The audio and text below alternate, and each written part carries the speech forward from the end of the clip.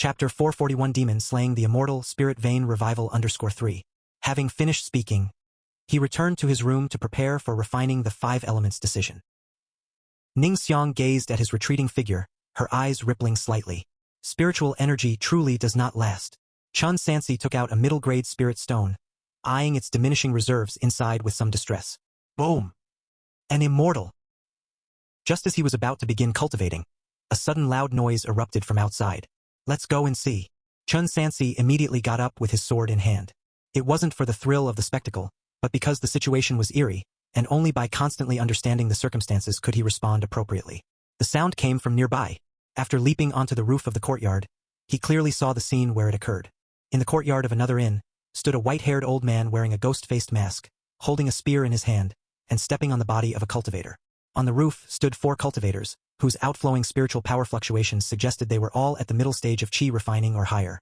One of them, wearing a white robe and holding a green blade sword, fluttered his robe in the night breeze, his demeanor noble and detached.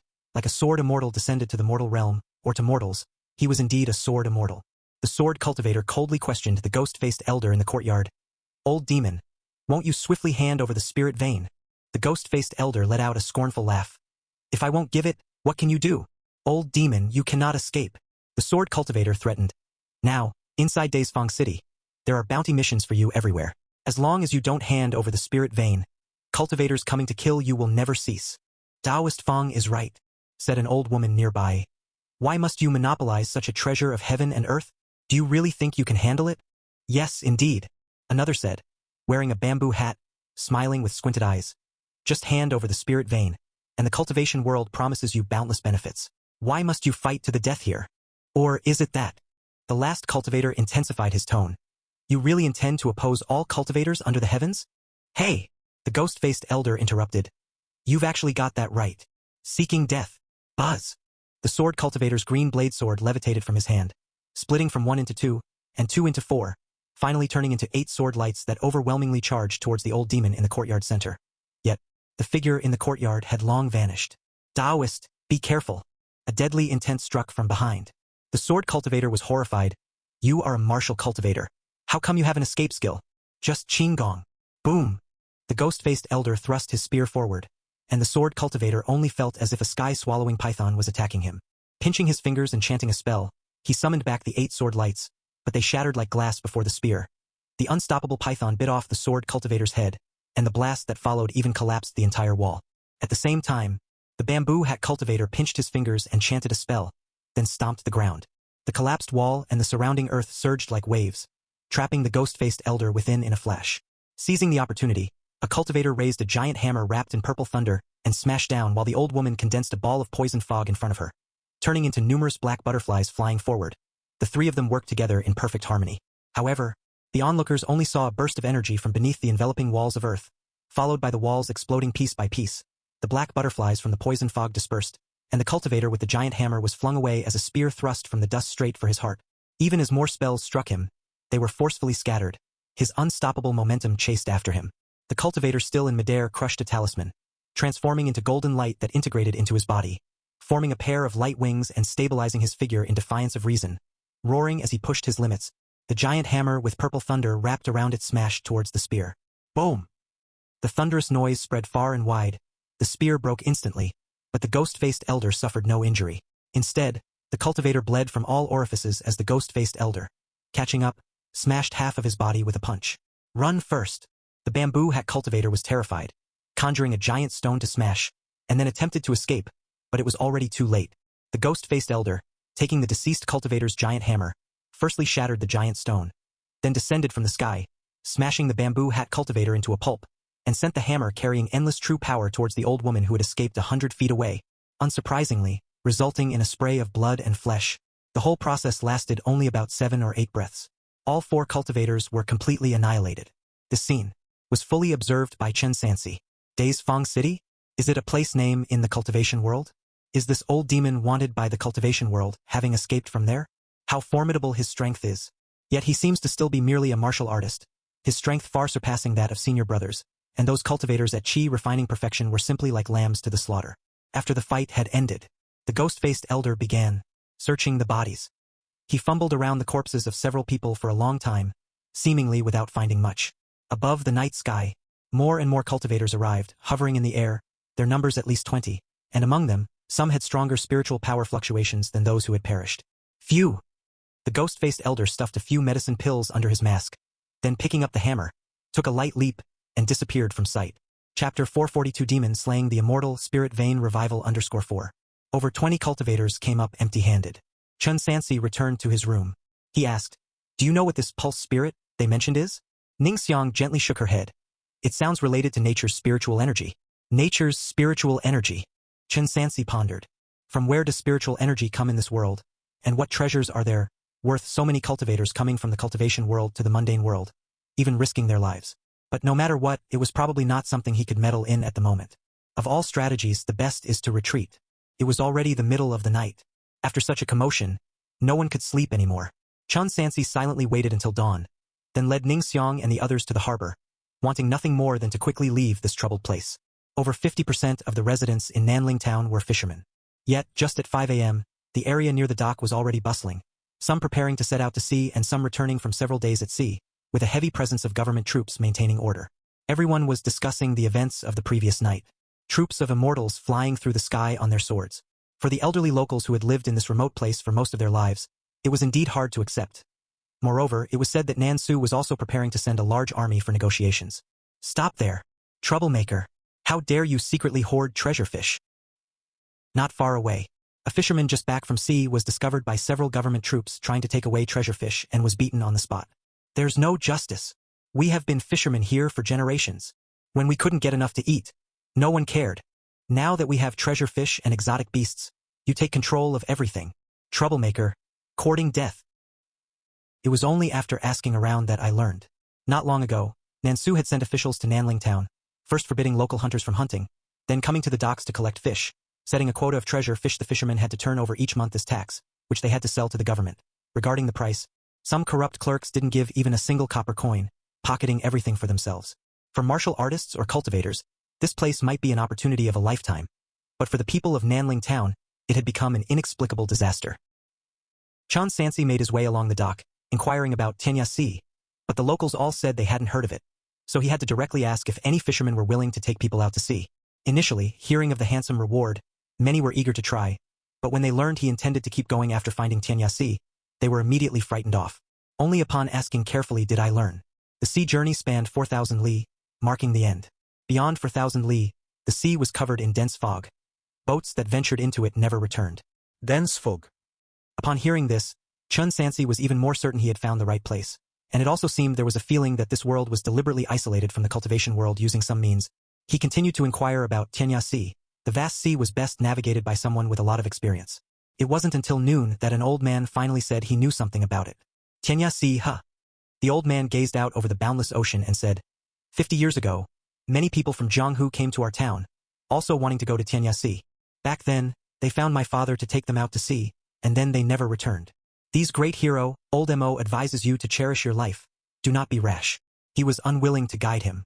Even though Chun Sansi offered a high price, the old man firmly agreed only to sell the boat. After thinking it through, even experienced old fishermen couldn't manage to navigate through the dense fog. Moreover, he only knew an ambiguous direction towards Tenya Sea. If he were to try to find it by himself on the open sea, it might take an eternity.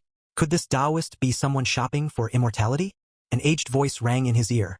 Chun Sansi turned around and saw the old cultivator who was leading a donkey and buying wine. Since some things can't be faked, he simply assumed a false identity and did not deny it. "Exactly. Then Taoist, don't bother trying." The old man chuckled and said, "There is a barrier laid down by an ancient powerful being in this world. Mundane vessels cannot reach Tenya Sea. If Taoist forcibly enters the dense fog, there is a 99% chance of losing your life. Better not to waste your effort. Unless..." His tone shifted. "You give me 2 spirit stones, we make friends, and I show you a clear path. How about it?" 2 spirit stones. Keeping the middle-grade spirit stone aside, Chun Sansi currently only had 7 in his possession. 2 were almost a third, truly a painful consideration. But from his inquiries throughout the day, he was almost certain that reaching Tenya Sea without help was practically impossible. In the end, he could only negotiate further. "Are you serious? Just 2 spirit stones? Old Mo wouldn't lie to you." The old man took another sip from his gourd. "You should quickly think it over. Time waits for no one." "Deal." Chun Sansi had no other choice. He could only gamble with those 2 spirit stones. Tsk tisk. The old man's bark-like hands reached forward and swept the spirit stones into his pouch. Taoist. Chun Sansi feigned reluctance and said, I only have 4 spirit stones on me, and now they're almost all yours. Rest assured. Rest assured. The old man leisurely said, Old Mo, surname Mo Mingzhu. You can also call me Old Mo directly. Chapter 443. The demon slaughters the immortal, the spirit vein revives _5. My surname is Zhang, and my given name is Lai Zi. Chun Sansi introduced himself. You can simply call me Lai Zi. All right, Taoist Lai, let's walk and talk. Mo Zhu led the donkey, and the two strolled along the beach. Mo Zhu, feeling somewhat emotional, said, It's really unexpected that this time, as the heavens and earth crack open a sliver, so many from the mortal world intend to journey to the cultivation world. Oh, Chun Sansi asked, Are there many people? Many. They are all at the ends of the earth, some holding jade tokens waiting for the heavenly gate to open. Others are there kneeling and begging immortals to take them as disciples. Mo Zhu explained leisurely, and it's not just people from Su country, but from all over the Zhuzhou continent, now gathered there. Every 50 years. Chun Sansi continued asking, Senior, may I ask why the gate to the cultivation world only opens once every 50 years? Since he had spent spirit stones, he naturally wanted to clear up everything he could ask. Speaking of which, it's a long story. Mo Zhu wasn't stingy either. I read in a book that after a great war between gods and demons during ancient times, the ancestor of all spirit veins between heaven and earth was shattered, not only causing the spiritual energy to decrease rapidly but also giving birth to various mixed energies contaminating the great thousand world. Just like a plague in the mortal world. If not contained in time, it would spread everywhere. Thus, powers from ancient times took action and sealed these places off. Since then, if the people of the mortal world wish to enter the cultivation world, they must do so through a teleportation array, which is what you refer to as a crack between heaven and earth. This restriction is one way and doesn't exist for those from the cultivation world. Of course, we who are idle have no business returning to the mortal world. The situation you see now, it's because your realm's spiritual energy is going to revive. The spiritual energy is reviving? Chun Sansi pondered. If the spiritual energy were reviving, perhaps he wouldn't need to make a painstaking journey to the ends of the earth. That's right. The damages caused by that grand battle from ancient times are being repaired. These sealed places, every once in a while, have a chance to repair themselves, giving birth to new spirit veins.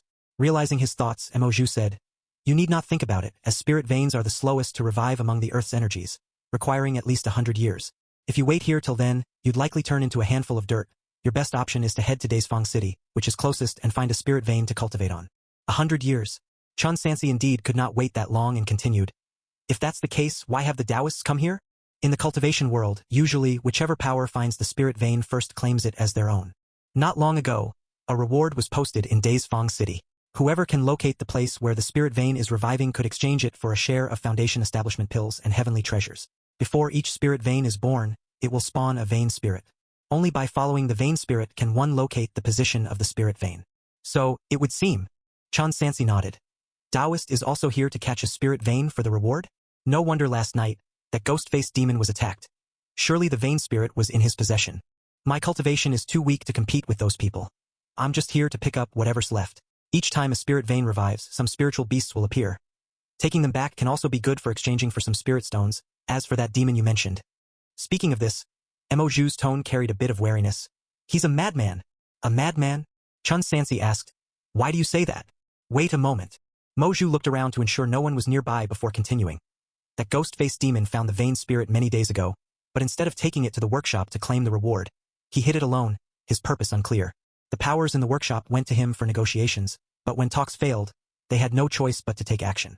Then, he began to kill indiscriminately. I really can't understand it. What's the use of holding onto the vein spirit and not claiming the reward? He's alone, with no power to back him up.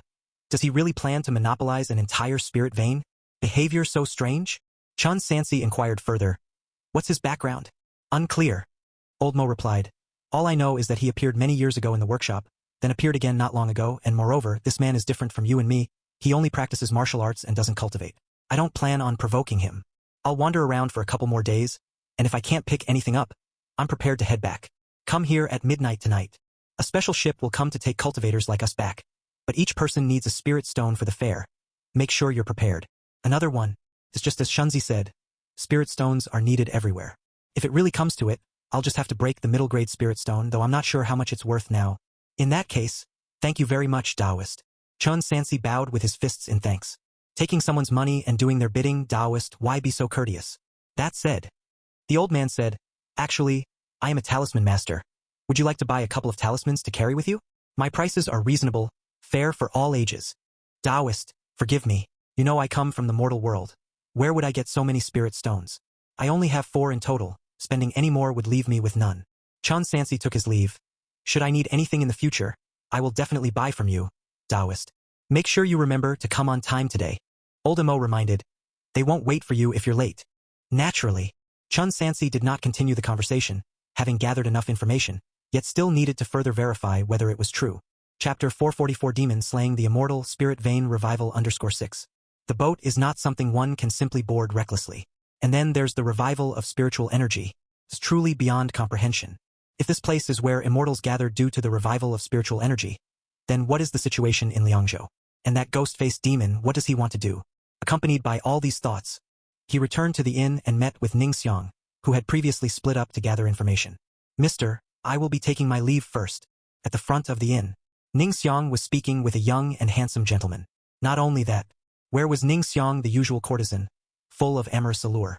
Her face was covered with a purple veil, and everything about her demeanor was exceptionally graceful, somewhat resembling a lady of great family. Somehow through the light screen there showed a hint of ethereal beauty, adding a bit of a celestial air, truly giving off the aura of an immortal descending to the mortal world. The young gentleman standing opposite her maintained completely proper etiquette, but his eyes could hardly conceal their fixed stare, and a sycophantic smile hung on his face, his lips seeming always ready to drool as he talked. Miss Ningxiang, you must come, then we shall meet again. Eh? He turned around and saw Chun Sansi. This person is Mr. Lu. This gentleman is my cousin. Ningxiang gracefully moved closer to her cousin. I wonder if it might be possible. Yes, of course. Mr. Lu cupped his hands and said, if this Taoist is Miss Ningxiang's cousin, he is certainly also my friend. Tonight at midnight, just follow me onto the boat. The fare will be on me. Sir, this is rather embarrassing. Ningxiang politely declined. I merely said it would be nice to have some company. It wouldn't be right to have you pay. It doesn't matter, just a few spirit stones. Mr. Lu patted his chest and said, it's settled then, I must take my leave. With that, he hurriedly left. How about that, cousin? The moment they were back in the courtyard, Ningxiang reverted to her flirtatious demeanor and, carrying a fragrant breeze, she leaned in close. I am still of some use, right? Everything's taken care of. Chun Sansi cautiously said, you didn't use any illusion technique, did you? If that were the case, it was essentially akin to courting death. This is no place like the mundane world. Even if a cultivator were to fall for it, they might recover soon after, and then there would be trouble. I'm not that foolish. Ningxiang retorted with feigned anger. Don't worry. It was purely my charm. Even cultivators are just like that. It seems men, no matter where they go or what status they hold, are lustful creatures. Zhao Zhao. Pay close attention and learn. Zhao Zhao nodded earnestly and vigorously. All right then. Chun Sansi found that just to inquire about some news had cost him 2 spirit stones. Yet when it came to Ningxiang, not only did it cost nothing, but someone even offered spirit stones voluntarily, and most importantly, he hadn't managed to gain even the slightest verbal advantage. It was merely simple, normal communication. Could that person be that foolish? Well, better to exchange the information first. After the exchange, they concluded, the old man named Mo had not spoken falsely. This place was indeed about to experience the revival of spiritual energy. To reach the ends of the earth, one must travel via the cultivator's boat. If it were not a coincidence, had it been 50 years earlier, the difficulty of reaching the ends of the earth would have been 100 times greater. That evening, the 3 of them had packed up and arrived at the dock precisely at midnight. Here, a large number of cultivators had already gathered. Taoist Zhang, you're leaving too? Let's hurry. We're just loose cultivators who came for the bounty. Why should we stay and risk our lives? Exactly, let those who should worry about the spirit vein worry about it. In this trip, I at least picked up 2 spiritual beasts. Ha ha ha, I fooled someone into trading a treasure fish for a pile of rocks. The cultivator who had used a blinding technique to purchase the treasure fish yesterday and then threatened Chun Sansi with martial power to not reveal it or bid fairly was also among them. Chan, however, noticed him and simply ignored him. About half an hour later, as the crowd waited, a somewhat chubby cultivator on a flying sword came into view. Taoist Su, you're finally here. What are we waiting for? Let's start the ship and get out of here. Su Yuliang, looking at them, asked in a somewhat shrill voice. My fellow Taoists are so eager to leave. Are you sure you don't want to wait a bit longer? Even just providing a clue about the vein spirit can earn you a large amount of spirit stones. It's that we might earn big but might not live to spend it. The cultivators who went after that demon yesterday ended up dead. 5 of them. Who would dare continue the pursuit? We cultivators are better off not getting involved in violence. Yes, indeed. Fine, have it your way then. Suddenly, A miniature boat carved from walnut appeared in Su Youyang's palm, and he hurled it into the sea where it flickered with spirit light in midair. And by the time it landed, it became a full-sized ship. He glanced at everyone. Old rules. 1 spirit stone per Me, I'll do it. Mr. Liu hurried to take out a spirit stone. No need. Chun Sansi cut in front of Mr. Liu and paid 3 spirit stones. It was enough to glean some information from this person's mouth. If he used his spirit stones, who knew what kind of karma he'd be associated with later on? Taoist, you are indeed straightforward. Soon, everyone had paid their spirit stones. And they still had to check identities before boarding the ship. Chun Sansi's mundane identity-seeking immortality was clarified by Mo Zhu's help, and he was able to board smoothly. The 2 spirit stones were, in the end, not spent in vain. The environment inside the ship was very good, with each cultivator having their own small cabin. He was one of the last to board, his location at the end of the lower deck. He was just finding a place to sit when he saw, through his chi observation skill, a flash of gang chi from next door, followed immediately by the extinguishing of another's spiritual energy. Damn it! Chun Sansi slowly mobilized the spiritual power within him, about to cast defensive magic while preparing to escape and raise an alarm to gather all the cultivators on the ship. At the same time, a voice rang out. How strange. The cultivator's investigation skills can only detect spiritual energy, and I just specifically used martial gang chi to kill without making a sound. How could you have noticed that, boy? I have no quarrel with you and will not make a move against you. You also have no quarrel with me. Let's not make a fuss. I'll leave as soon as the ship docks. Let's give each other a little convenience, shall we? Chapter 445. Beast Taming Skill. Recruiting Disciples in the Immortal Realm. Senior's words make sense. After briefly weighing his options, Chun Sanshi decisively agreed. Given the previous situation, he might not have survived if he had tried to escape from this person, and the other cultivators would not necessarily come to his rescue. The most crucial point was, he indeed had no grudges with this person. The term demon was merely a result of competing for the spirit vein. And that was the most critical issue. He wasn't qualified to participate and had no intention of getting involved. Therefore, he didn't care about the dispute over the spirit vein. That's more like it. The voice inside the cabin became much calmer. I like least of all to fight and kill. It's all they're doing. Don't let the title demon scare you. I understand.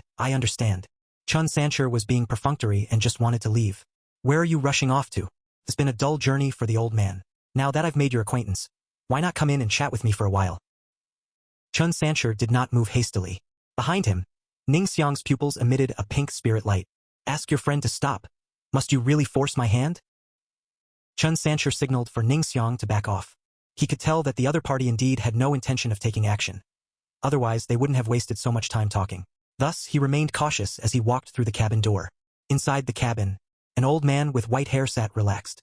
Next to him, a cultivator slept very peacefully. The old man removed his mask, revealing an ordinary face. Come sit. I am Zhang Lai.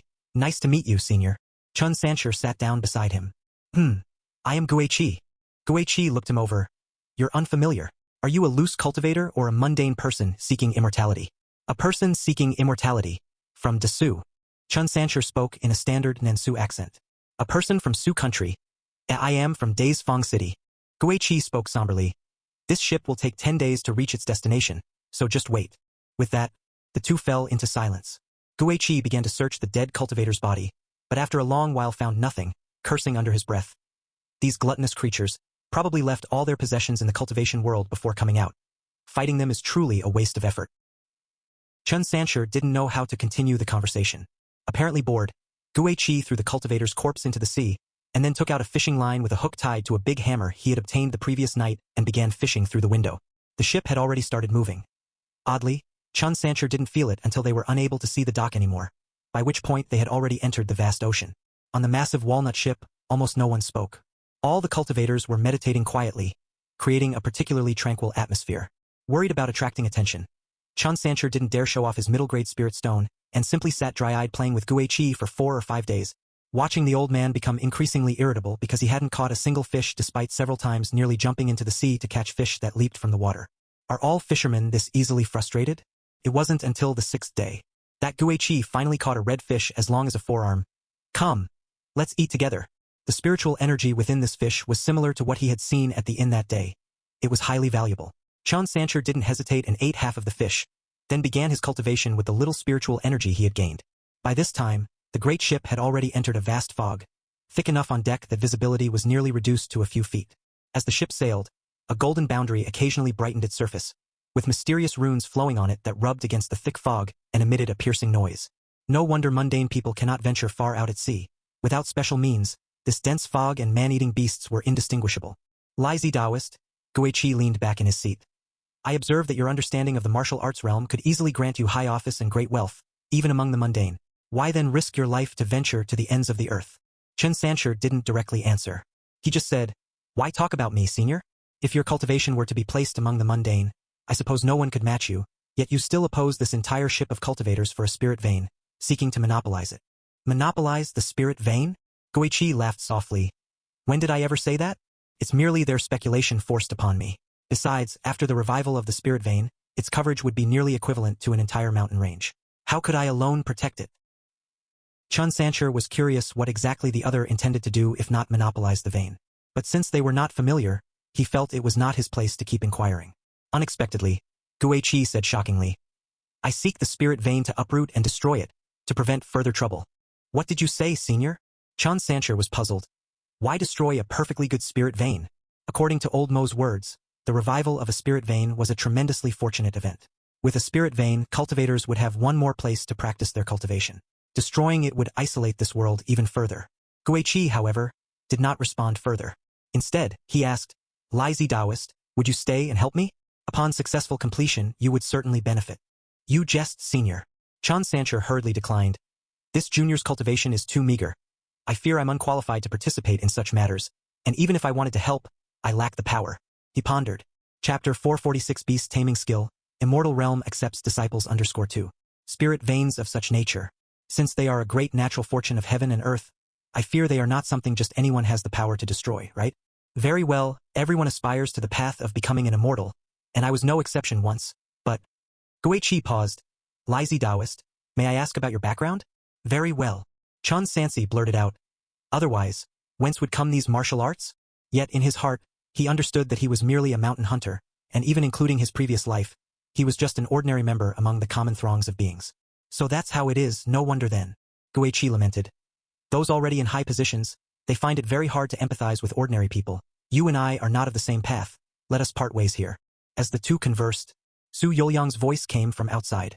Fellow Taoists, prepare to disembark. Unnoticed, the core vessel slowly sailed out of the great fog.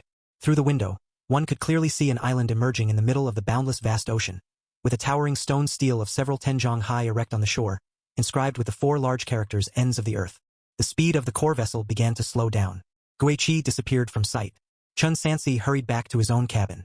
Seeing him safe and sound, Ningxiang let out a long sigh of relief. Could that person be? Chen Sancer nodded in affirmation. This demon is quite formidable. Ningxiang said warily. Earlier, through the cabin, before I could cast a spell, he had already anticipated it, and he was able to blend undetected among the numerous cultivators on board and then disappear as if by magic. Indeed, Chen Sancer also felt this person was unfathomably deep, and to destroy the spirit vein, it didn't sound at all like something a normal person would do. The large ship docked. The cultivators disembarked one after another, no one noticing one less person on board. On the shore of the island, many people had already gathered. Chen Sancer scanned the scene. Among them were some martial artists and some cultivators, but with lowly cultivation realms, quite a few had not even entered the path. They all began to crowd around the core vessel. Immortal! Immortal Master! Could you give us a chance? Could this immortal master take me as a disciple? I'm a farmer. Take a disciple? No. Where would a loose cultivator get resources to share with others? Those who gathered here were all from the Juzhou continent, seekers of immortals. But the real cultivators did not pay any attention to the crowd. Many directly flew away, rapidly departing this place. But there were also a few who stayed. However, they too were not in it to do good deeds, but rather to ask for benefits. Take a Moju leading a donkey, for example, 2 spirit stones, and I will show you a clear path. Chen Sancer figured, the old man could make quite a bit from this trip. Moreover, Moju seemed to have met that bearded man before, and the two of them exchanged glances in their conversation, discussing who knows what. He had not offended the other party. That fish had also sensibly yielded, so there shouldn't be any trouble. Spirit stone? What is a spirit stone? Some people didn't even know what a spirit stone was, nor did they understand the divisions within the cultivation realm, having found their way here by luck, simply in search of immortals. Spirit stone? Is this called a spirit stone? I have this thing. Suddenly, a young man opened his travel bag, which was filled with multicolored spirit stones. This scene made all the cultivators present gasp in amazement. Kid, you pass. Su Yuliang was the first to act, grabbing the young man's arm and infusing a strand of spiritual energy into him. Low-grade 3 spirit roots, passable, come with me. From now on you're my disciple. These spirit stones will be your apprenticeship gift. No objections. Right? The young man joyously presented the spirit stones with both hands, and kowtowed to become a disciple on the spot. The other cultivators' eyes were mixed with envy, jealousy, and various other emotions. Eventually they too could only leave reluctantly, as they clearly did not dare to provoke Su Yuliang. Rise! Su Yuliang formed a hand seal, summoned a flying sword, and led the young man away through the sky. The young man shouted excitedly, I've got an immortal as a master. There are really fools who can find this place. Ningxiang marvelet. Most people didn't know the value of spirit stones, and were very envious of the young man, only wishing they had such luminous stones themselves. Mr. M.O. Chan Sansi approached the old man and asked, could you reveal why, despite being able to come and go freely, you do not bring some people back to the cultivation world? That, M.O. Zhu said willingly. As we've discussed before, this world is sealed, we can indeed travel freely, that's true, but we need to go through a transmission array, forcibly opening a line in heaven and earth, each time allowing only one person to pass through, and it consumes a great deal of spirit stones. This time's transmission array was also activated by several families from the workshop, spending a fortune to look for the spirit vein, and even we only had one free passage opportunity. Common cultivators, naturally, cannot easily take advantage of it. 12 spirit stones. I will accompany you through. How about it? I truly do not have so many spirit stones. Chun Sansi inquired. Besides this, is there another way? Then you can only rely on a jade token to find the location of the ancient transmission array. Mo Zhu explained. Only with a jade token can the ancient transmission array be operated. It said that if this jade token is brought into the workshop, it can be worth quite a lot of spirit stones. Do you have such a jade token? Chan Sansi shook his head, lamenting. I have neither spirit stones nor a jade token. This trip I fear is in vain. It doesn't have to be necessarily so. Mo Zhu continued. Every 50 years when the ancient transmission array is activated, there will also be some forces from the cultivation world who come out to take disciples or seek people. The former requires genius, the latter requires a martial arts saint from the common world. Chapter 447 Beast Taming Skill, Immortal Realm accepts disciples _3. That's all I have to say. Taoist, if you don't have the spirit stones to buy a spot for the transmission, I need to hurry back. With those words, he rode away on a donkey, soon disappearing from sight. Old M.O. The bearded man chased after him. How about it? Did that mundane loose cultivator have a jade token? One jade token can be exchanged for a first-rank top-grade cave mansion. I asked, he doesn't have one. Mo Zhu poured wine into his mouth. I'm telling you, Li Huzi, why are you always having such crooked ideas on this trip? It's because I'm too poor, still lacking some spirit stones to buy the elixir pills needed to break through the bottleneck, so I can only go out and try my luck. Li Huzi cursed and said, that Su Yuliang's luck is truly damn good. Met a big fool and just like that, 200 spirit stones were his. No way, I have to stay near the transmission array. Maybe I can catch someone with a jade token. Mr. Li, are you planning to engage in robbery cultivators' deeds? Mo Zhu earnestly advised. Many have died because of excessive greed. I'm only robbing mortal cultivators, and won't be wanted. What's there to fear? Moreover, as cultivators on this long journey, aren't we all just seizing the opportunities of heaven and earth? You agree, right, old Mo? Before Li Huzi could finish speaking, his hands behind his back suddenly smashed towards the old man on the donkey, carrying fierce flames, intending to devour everything. Boom! The ground was left with a huge deep pit. But Mo Zhu had already escaped dozens of meters away. Holding a dim talisman in his hand, he questioned, Li Huzi, what are you trying to do? Having missed his strike, Li Huzi did not pursue further, shamelessly saying, just a joke, Mr. Mo, don't be angry. Li Huzi, such jokes are not to be made. Mo Zhu pointed at him with a wine gourd, boldly stating, a tunneling talisman is worth 5 spirit stones. All wasted because of your joke. I should take you to court at the workshop. I'll compensate. Isn't that enough? Li Huzi squinted his eyes. Besides, the workshop won't care about things that happen after coming to the mundane world. Complaining might not even get attention. It's better to make money in peace. Mo Zhu snorted coldly and vanished. So jade tokens are this precious. Chun Sansi contemplated as he turned back to meet up with Ning Xiang. Chun Sansi. Zhao Zhao came running with a chest taller than her, filled with weapons. Slightly out of breath, she said, I found many people over there. Heard a sect is gathering disciples. My master asked me to call you to take a look together. Chun Sansi had her lead the way. Hey, can't you carry your own stuff? Zhao Zhao complained indignantly. Are you treating me like a maid, carrying it for you all this way? Chun Sansi ignored her. As they reached where Ning Xiang was, on this desolate island there was actually a Taoist hall. At that moment, a high platform was set up in the hall, with many cultivators who have achieved great success and even perfection in chi refinement gathered there. Dozens of mortals seeking the path of immortality lined up, seemingly undergoing some kind of inspection. This brother. Chun Sansi casually stopped someone to ask, who is gathering disciples up front? They are said to be from a major sect in the cultivation world. Being their disciple could lift one straight to the heavens. The man said excitedly as he squeezed forward. Master, Zhao Zhao eagerly said. Shall we also go over? I read in books that if we can enter a major sect in the cultivation world, it will save us a lot of detours. Fool. Ning Xiang calmly said. Just because they say they are a prestigious sect, you believe it?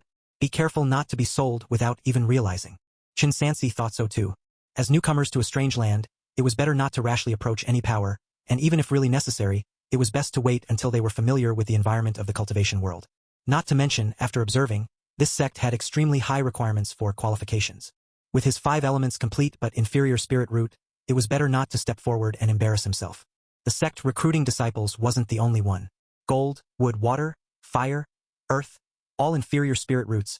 Just honestly go back to the mundane world and farm. A young man, deeply shattered, sat on the ground for a long time motionless. Chun Sansi felt as if he was being scolded. The test continued for 2 hours, with over 100 people from Zhozhou and Wanfang at the scene. The vast majority didn't even come close, and in the end only one young woman was taken away. The rest were left to watch as the immortals ascended into the sky. Ningqiang. Chun Sansi asked, what is your spirit root? Mine, it's a bit special. Ning Xiang teased. You'll naturally find out later. Chun Sansi didn't bother to ask further. He then asked, have you found the location of the ancient transmission array? The route is clear. Ning Xiang had already investigated. Come with me. 20 li to the east of their location, they saw an ancient path leading to the deep mountains of the island. At a fork in the road, gathered 7 or 8 people, some were cultivators, some were purely martial artists, including 2 martial saints. This brother, a young man carrying a sword, noticed Chun Sansi. You must also be a seeker of immortality heading to the ancient transmission array. How about joining us if you have a jade token? Chun Sansi did not answer immediately. Behind the leading martial saint, who carried a giant blade, he explained, this brother, no need to be too cautious. The situation is such that, as far as I know, jade tokens are quite valuable in the cultivation world. Hence they attract the attention of some cultivators. Chapter 448 Beast Taming Skill, Immortal Realm accepts disciples _4. The ancient transmission array had been activated 10 days ago. Many who sought the path of immortality went there alone and were attacked and killed. That's why I didn't go over there, but waited here instead, preparing to gather some seekers of immortality with jade tokens, so that we could travel together. It's safer and more secure that way. As he spoke, he directly showed his jade token. The others followed suit, showing their sincerity through this gesture. With the Qi observation skill at hand, Chun Sansi could basically confirm that they were indeed ordinary people seeking immortality, and the jade tokens they held were also genuine. He decided they could be temporarily trusted and after some thought, agreed to join them. He made simple acquaintances with them. This martial saint was named Lu Buqin, hailing from a dynasty called Dai Li, said to be on the northern side of this island. Huh? Lu Buqin asked in confusion. Taoist Zhang. Why are you also bringing 2 family members? An enthusiastic person next to him explained. Taoist Zhang might not know, but each jade token can only bind 1 person, and you can't bring companions. This, Chun Sansi indeed did not know that. No matter. Ning Xiang, who wore a veil and ordinary clothes, spoke up, her voice cold and detached as if she were another person. We were only meant to escort our cousin, so please allow us 2 to travel together with this brother Lu. If you want to follow, then follow. Lu Buqin paused. But let me be blunt, if you dare any trickery, we will not show mercy. Of course. Ning Xiang said calmly. Once I have taken my cousin there, I will leave. After the discussion was settled, a group of 7 or 8 people began to travel together. While their realms on the immortal path might not be high, their realms in martial arts were at least at the profound image realm. Traveling together, they still posed a considerable threat, and they reached their destination without encountering any troublemakers. At the peak of a deep mountain on the island, above a precipice thousands of feet high, a vast circular stone platform appeared before everyone. The stone platform, marked by the passage of time, was engraved with dense runes that glowed with a deep blue light, moving along specific trajectories as if they were alive. From several yards away, one could still feel the terrifying fluctuations of the spiritual power with it. This was the ancient transmission array from the ends of the earth to the cultivation world. Every 50 years, it would randomly open for 10 to 20 days. If missed, for the average person, it was basically equivalent to losing any chance to enter the cultivation world. Brother Lu, several martial artists asked, how do we use this transmission array? Chun Sansi bent down, picked up a pebble, flicked it with his fingers, and struck down a passing eagle, then tossed the stunned bird toward the stone platform. With a loud boom, the eagle, amidst the tumult of spiritual power, turned instantly into a rain of blood and flesh. Hiss! The scene before them made everyone gasp in shock. In the end, it was the young man holding a sword who stepped forward to examine it closely. Take a good look, Everyone. The whole stone platform is divided into 12 sections, each with a groove on it that perfectly fits the shape of our jade tokens. I suspect that only those holding jade tokens can stand on it safely, and after placing the jade tokens in the grooves, they can be teleported away. That being said, everyone had seen the fate of the eagle just now, and even when some people threw several boulders into the array, they were all ground to dust in an instant. Naturally, no one wanted to risk their lives to try. Brother Lu, what are you doing? After perhaps several breaths of silence, Lu Buqin suddenly struck, swinging while his protective Gang Chi burst apart in response and he used the sword sheath to block. His body was still knocked flying backward by the blow, slamming down onto the stone platform after passing through the undulating spiritual power. He spat out a mouthful of blood on the spot. Fortunately, the jade token he wore flashed with light and protected him, preventing his body from being torn apart like the previous eagle, proving that indeed holding a jade token allowed one to be safe and sound. Brother Lu, how could you do this? The sword-bearing youth was enraged. This was using him as a test subject. Lu Buqin's face was indifferent as he said, "Hee Brother Tang, no offense, but since you proposed the idea, naturally you should be the one to test it. Moreover, you're fine, so all's well that ends well." While his actions left many unsatisfied, no one said anything, for they had already arrived at their destination and naturally, no one was going to speak up for someone unrelated. The young man surnamed Tang could only grit his teeth and swallow his anger. After all, Lu Buqin was a powerful and prominent martial saint. Even if they suddenly turned on him and killed him, there would be no consequence. This alliance is indeed fragile. Chun Sansi had been walking at the back of the group all along, worried about such an event happening. Since that's the case, Lu Buqin said in a deep voice, "What are you all waiting for? The operating time of the transmission array is uncertain and it might close at any time." With that, he was the first to step onto the transmission array. The others followed one after the other. "The two of you take Chen Sun and find a safe place to wait for me here." Chun Sansi turned to instruct. "Cousin, rest assured and go. We will take good care of the horses," Ningxiang replied. Chun Sansi then stepped onto the stone platform, imitating the others, and placed his jade token into the groove below his feet. In an instant, all 8 of them were enveloped in dazzling white light. Chapter 449 Beast Taming Skill, Immortal Realm accepts Disciples _5. Ningxiang and Zhao Zhao, along with the white swan horse's eyes, almost got injured. By the time they finally managed to open their eyes, the transmission array was already empty, as if the 8 people before had evaporated from the world, disappearing without a trace. "Master," Zhao Zhao sighed. "We've come all this way, and the cultivation world was almost within reach, but in the end we still can't enter." "Don't worry." Ningxiang was quite calm. "There's something you might not have understood." Zhao Zhao sat down on the stone, placing the heavy case on the ground. "What's that? If we continued to stay at the Seeking Immortal Tower, we would most likely die old in the brothel." Ningxiang looked at the empty stone platform, speaking somberly. "But now it's not necessarily the case." Zhao Zhao still didn't understand. After resting for a while, she wanted to take advantage of Chen's absence and ride back on the horse. It was at this time. The white swan horse suddenly charged uncontrollably towards the stone platform. "Eh?" Ningxiang wanted to use a spell to stop it, but was too late. She could only watch helplessly as it entered the transmission array. Unexpectedly, the white swan horse on the stone platform was unharmed. Instead, it triggered the transmission array again and vanished in an instant. Boom! Chun Sansi felt like his body was sinking into an endless abyss, with the world spinning around him, only seeing colorful spirit light, and feeling extreme discomfort. This state lasted for about a dozen breaths. When he regained consciousness, he found himself still on the stone platform, along with the other 8 people, and even the jade tokens under their feet were still in the slots. But looking around, the environment had completely changed. This place seemed to be a forest. Chun Sansi used the Qi observation skill, and didn't detect any spiritual energy nearby. It seemed that the so-called war of ancient times had caused severe damage to the Great Thousand World. There was clearly a lot less of the chaotic energy between heaven and earth. Huff! He steadied his breath, stood up after retrieving the jade token. After the line of 8 people stepped off the stone platform, the transmission array disappeared. "Indeed," Tang Ao spoke. "Just like the records I've seen, the location of the ancient transmission array is random within a certain range. We probably won't have any cultivators lying in wait for us here anymore."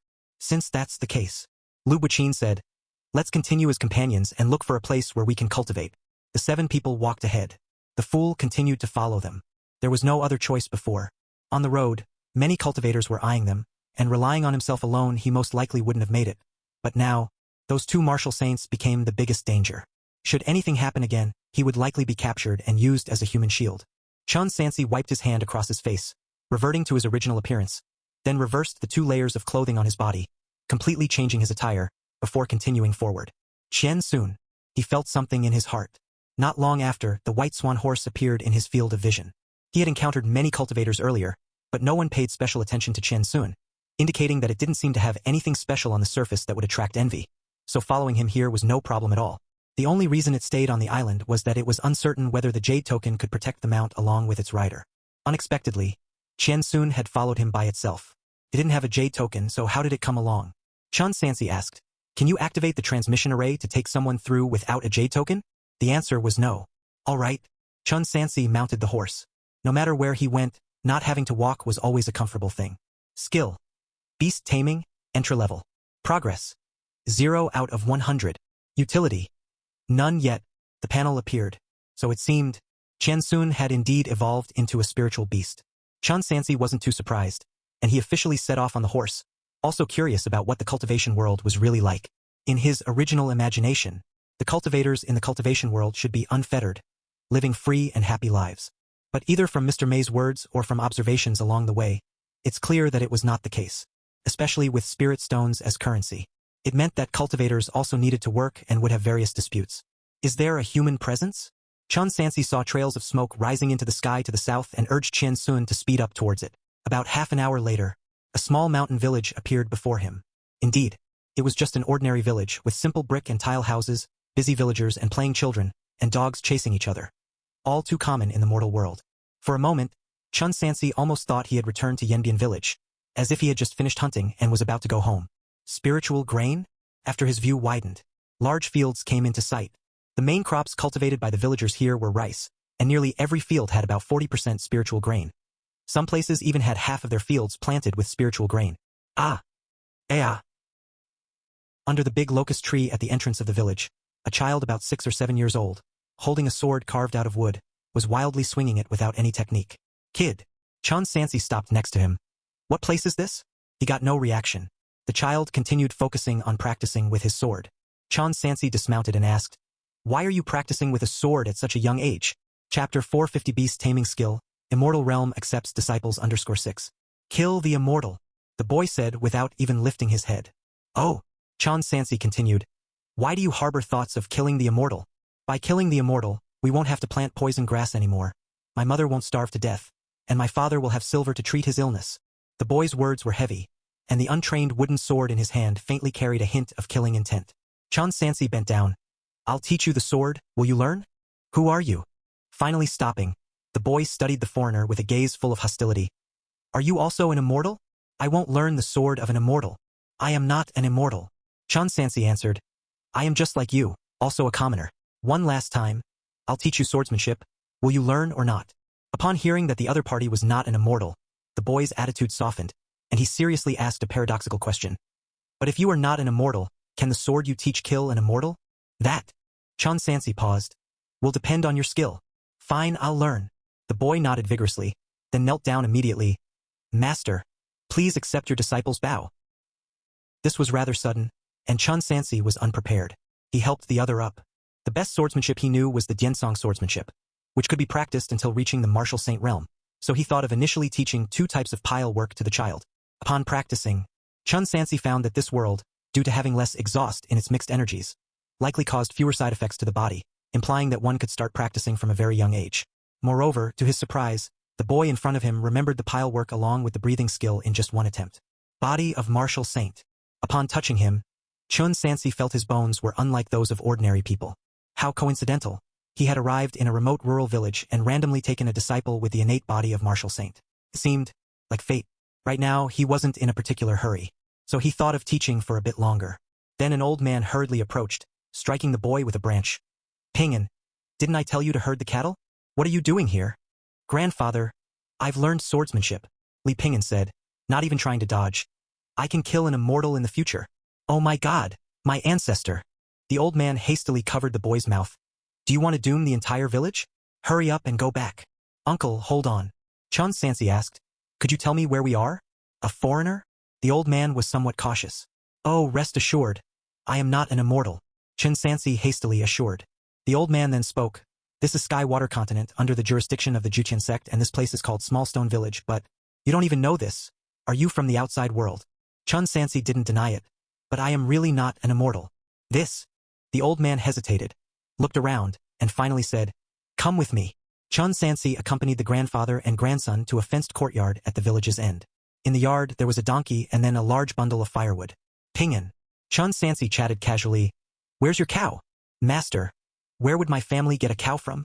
Didn't you say you were herding cows before? That was Mr. Huang's cow. Chun Sansi was momentarily stunned. He suddenly realized something. That was the fact that he had been a wealthy master for quite some time, to the point where he nearly forgot that in such extremely poor villages like this, not every household owns a cow. Many rely on human power for plowing, and when needed, they go back and rent cows from the masters. Please have a seat. The old man invited him to sit down on a long bench. An elderly woman, trembling slightly, took a worn-out earthenware bowl and poured a bowl of hot water. Hot water is considered a customary way for common folk to treat guests. One must understand that even firewood is quite valuable. But here, isn't this the cultivation world? Uncle, are you a hunter? Chun Sansi noticed the recurve bow hanging on the wall. Where can I hunt? That's my son's. He had no silver to pay for his medical treatment and he died. After chatting for the duration of a cup of tea, Chun Sansi had gained a relatively deeper understanding of this world. He hadn't come to the wrong place. This was indeed the cultivation world. It's just that immortals only settle in specific places and generally don't come to the mortal plane. Moreover, the ruling method here is different from the outside. The dynasty here is merely a puppet. The real masters are the various immortal sects. The spiritual grain grown in the fields is the tax that's paid to the immortal sects. It looks like spiritual grain has a fixed demand in the cultivation world. Chun Sansi thought of dashing. Why would the old emperor also pay with spiritual grain? Could it be that it's also sent here? Had he been in contact with the immortals or even the immortal sects of this world a long time ago? You are also a seeker of immortals, right? The old man seemed to have seen quite a few. He pointed to the southeast. If you follow this direction for 500 li, there is Daisfang City, which is the nearest place with an immortal. Master, didn't you say you aren't an immortal? Li Ping'an felt like he had been deceived. I really am not. Chun Sansi explained. Didn't you see I can't even fly? I just go there for a visit. He finished the hot water, then took several ingots of silver from his bosom. Thank you for your hospitality, Uncle Li. I won't impose any longer. Qian soon. Chun Sansi mounted his horse. You, Li Ping'an, holding a wooden sword, ran out. Then, will you still teach me swordsmanship? I will. Chapter 451. Daisfang City, Golden Bow and Silver Bullet. At the gate of the courtyard, the grandfather and grandson watched as the stranger on horseback kicked up dust and rode away, until he completely disappeared from sight. Li Ping'an looked at the wooden sword in his hand, still practicing the pile work from before. Hiss! Suddenly, his ear felt a tearing pain. Old man Li, who had been rather polite before, suddenly burst into rage. You scoundrel! That man is also someone seeking immortality, and will likely ascend to the heavens one day. Talking about killing immortals, you really want to get the whole village killed. I want revenge. Crack! Old man Li snapped the wooden sword in half, raised his hand as if to strike, but then stopped midair. My boy, just accept your fate. In this so-called cultivation world, people's lives aren't necessarily better than in dashing. Cultivators need so much spiritual grain. Why can't they grow it themselves? At this thought, Chun Sansi even felt the question was somewhat foolish. He quickened his pace. According to Old Man Li, just head southeast for 500 li. Then, a towering mountain blocked the path, but there were also a few familiar figures. It was Lu Buqin and 7 others who had just parted ways not long ago. Clearly, they had also found their way here. The foot of the mountain was shrouded in mist, and towering trees rose from the ground, but they couldn't find the entrance to ascend the mountain. Lu Buqin sent 2 men into the heavy fog, who soon returned. Brother Lu, it won't work. Inside it's like a maze. No matter how we walk, we end up back here. Sigh. I've been seeking immortality out at sea for 5 years now. Truly every step is filled with hardship.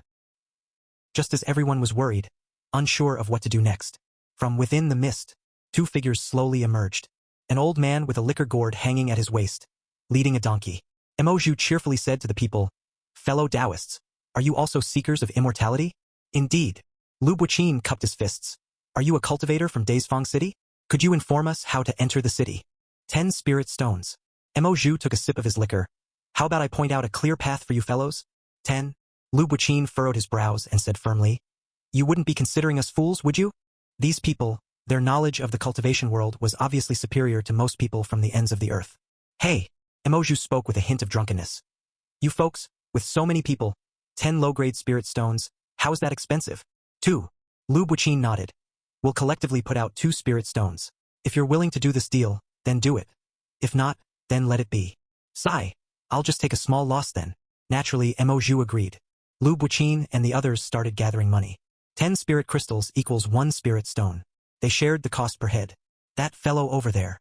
Lu Buqin noticed Chen Sansi, who had been looking around on his white horse. If you are also a seeker of immortality, why don't you join us? Sure. Chen Sansi did not decline. He took out a spirit stone, exchanged it for 10 spirit crystals, and then took out his share. This MO fellow truly knows how to do business. He figured that with just this one trip, he could earn at least a few dozen spirit stones. Having gathered 2 spirit stones, Mo Zhu began to lead the way. It turned out that this was a maze formation, intended to prevent mortals from accidentally entering and disturbing the cultivator's peaceful cultivation. It required following a specific walking method and incantations to pass through. After walking about 500 steps through layers of mist, the group finally arrived at the long-awaited place, the cultivation world. Days Fong City. Looking ahead, the scene was a vast expanse of green mountains and waters, with spiritual medicine and immortal herbs spread across the fields, colorful lights flickering occasionally. Spirit springs gurgled, and exotic beasts roamed about. Above the azure dome, there were also immortals and cultivators soaring through the sky, mastering the 4 directions. Truly, it was a scene from a legendary realm of immortals. Seeing this, Lu Buqin and the others couldn't help but be a bit dumbstruck. We've finally arrived. Tang Ao exclaimed with excitement. Should we just find a place and start cultivating? Heh, young Taoist, you are thinking too simplistically. Mo Zhu stroked his beard.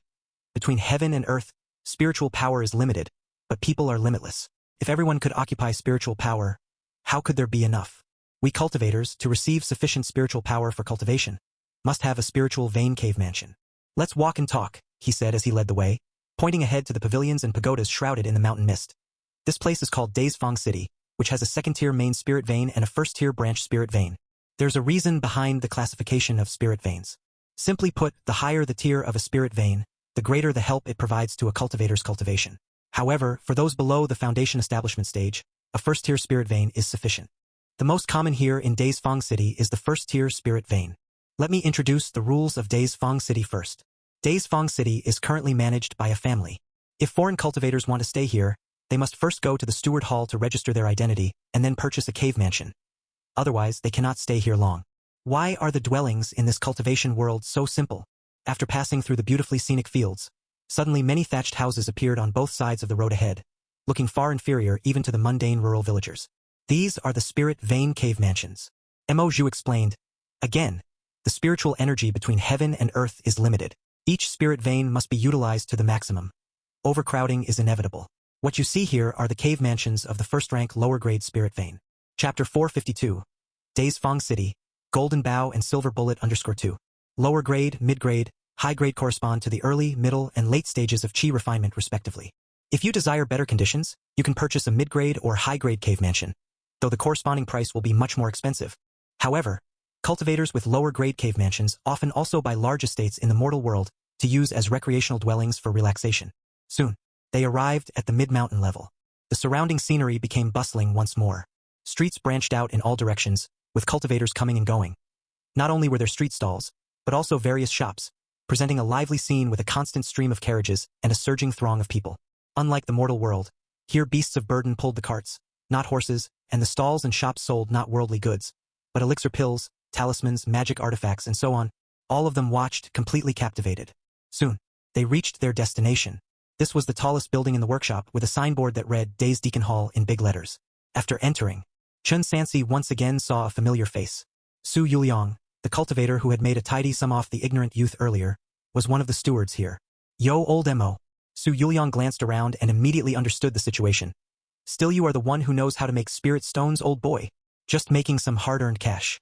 My lips are almost worn through from all the talking on this trip. Mo Zhu excused himself. I've brought the people here, so my task is completed. We'll meet again, Taoist friends.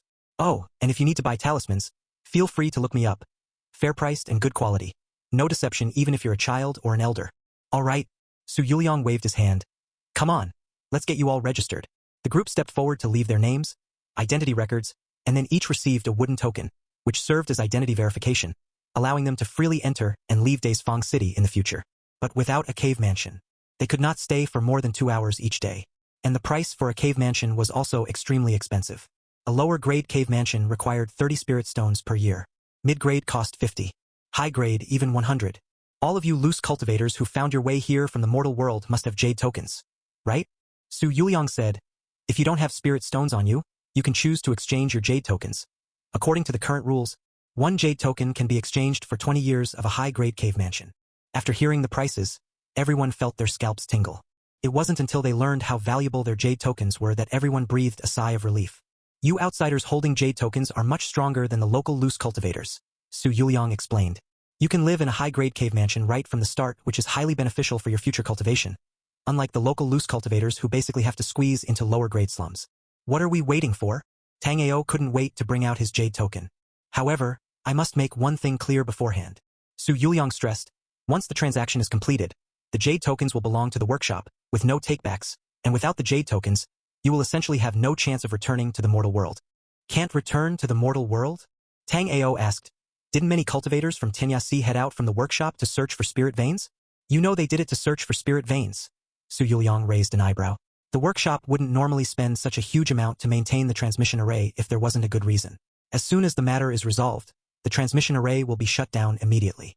Of course, you can spend spirit stones to reactivate the transmission array, but the cost is so high that you probably can't afford it for many years. After hearing this, everyone looked at each other, hesitant. The situation now was that by giving up their jade tokens, they could have a place to stay in the cultivation world, but it also meant saying farewell to the mortal world forever. I have 2 younger brothers and a sister at home. I have a son. I promised to find my younger sister a good home. Snap!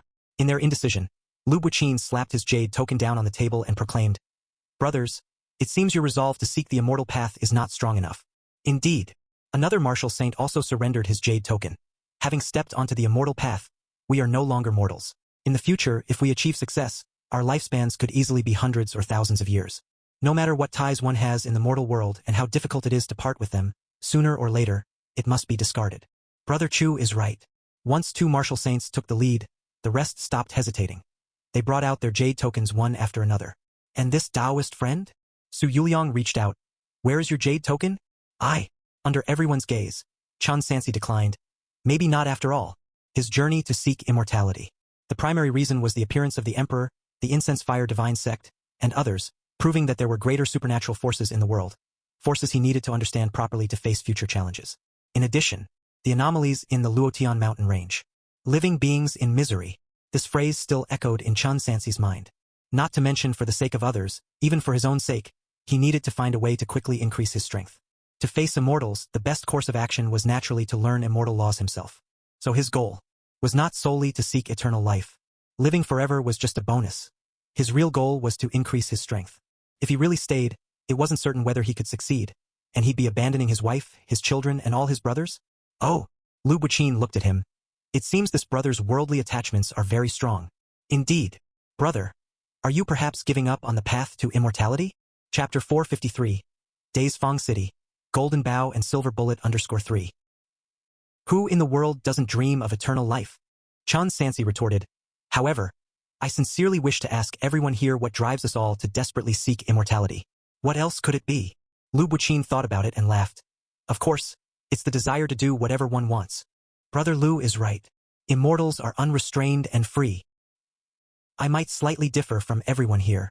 Chan Sansi said candidly.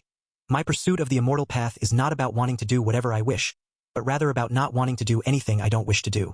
Isn't that the same thing? Lu Buqin and the others felt he was deliberately being obscure, seeming to want to be different. Stawaksu. Chan Sansi asked, do you know of any other ways to earn spirit stones? Yes, plenty. Su Yuliang pointed at the staircase. Downstairs in the main hall, there are various notices for apprenticeships and bounty tasks available that can earn spirit stones. You can check them out if you're interested. The others handled the cave mansion procedures. Chan Sansi went downstairs alone. The walls were covered with various notices. Golden Spirit Mountain. Recruiting 500 miners. 2 spirit crystals daily, paid monthly. 2 spirit crystals. Chan Sansi estimated in his mind. Isn't that equivalent to only 6 spirit stones a month? 70 a year, and just a lower grade cave mansion costs 30 per year, meaning half of one's annual income would need to be handed over. That's quite severe, and it's not even the baseline. Days Fong City. Recruiting spirit farmers. Depending on the quality of the spirit field, the annual rent starts at 50 spirit stones per acre. 100 elixir workshop. Recruiting alchemy apprentices. Requirements. Tuition fee of 8 spirit stones. 10 years of learning. 30 years of service. Swallowing Fire Mountain Villa. Recruiting artifact refining apprentices.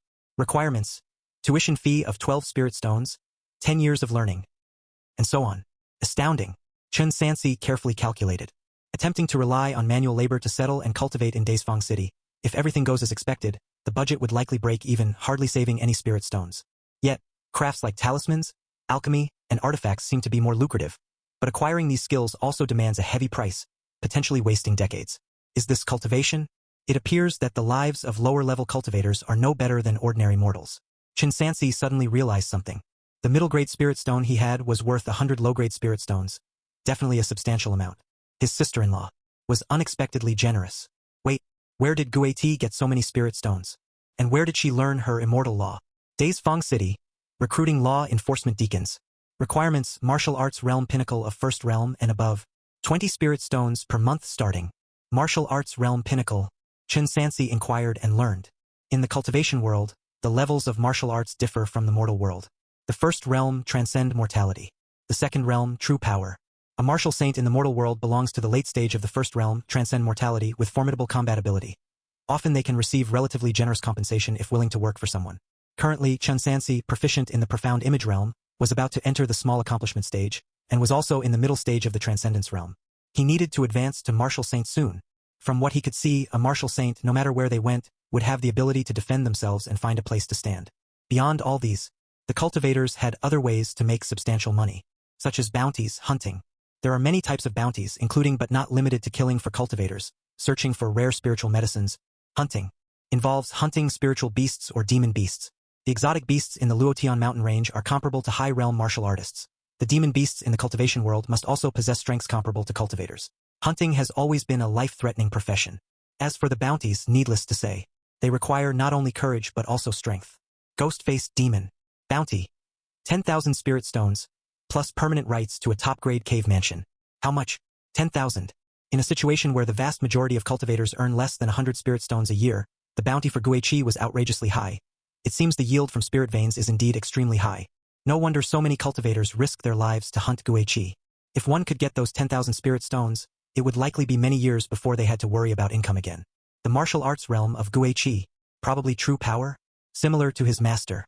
According to the Qi observation skill, the spiritual energy inside Guiqi was even stronger than that of his master. Wait, where's the master? Chen Sansi recalled that before setting out.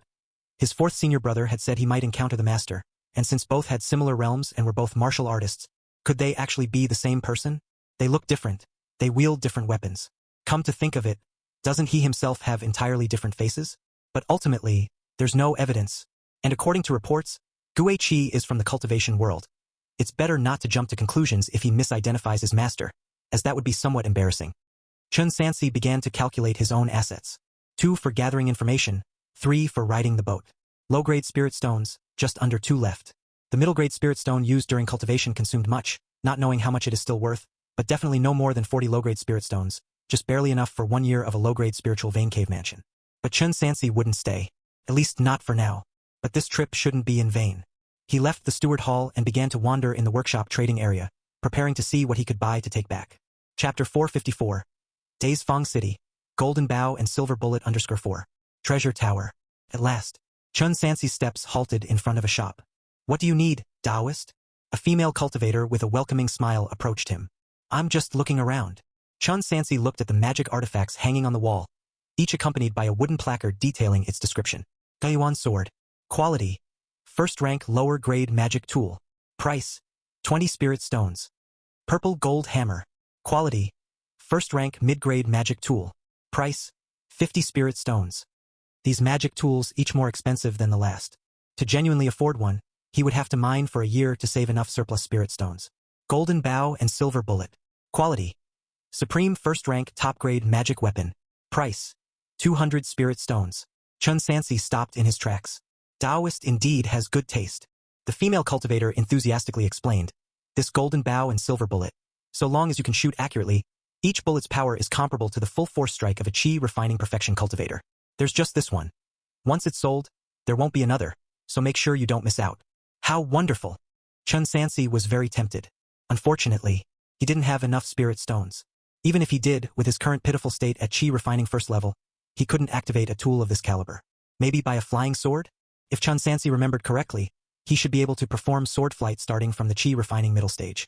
But upon further consideration, he decided against it. He lacked spiritual energy cultivation. Merely relying on a single mid-grade spirit stone, he feared he couldn't even cultivate to the Qi refining second layer. Otherwise, cultivators in this world wouldn't be desperately acquiring cave mansions. Moreover, Give a man a fish and you feed him for a day. Teach a man to fish and you feed him for a lifetime. He decided to look for some sustainable resources and thus started browsing through areas dedicated to various cultivation techniques. Unlike mundane secret skill books, which are bound in paper, most of the cultivation techniques here were embedded in palm-sized jade scrolls, which required cultivators to inject a thread of spiritual power to glimpse some of their contents, and upon purchase, one could access the full version. Nourishing Essence Pill. Pill Recipe. Clearing God Pill. Pill Recipe. Does Taoist wish to learn alchemy?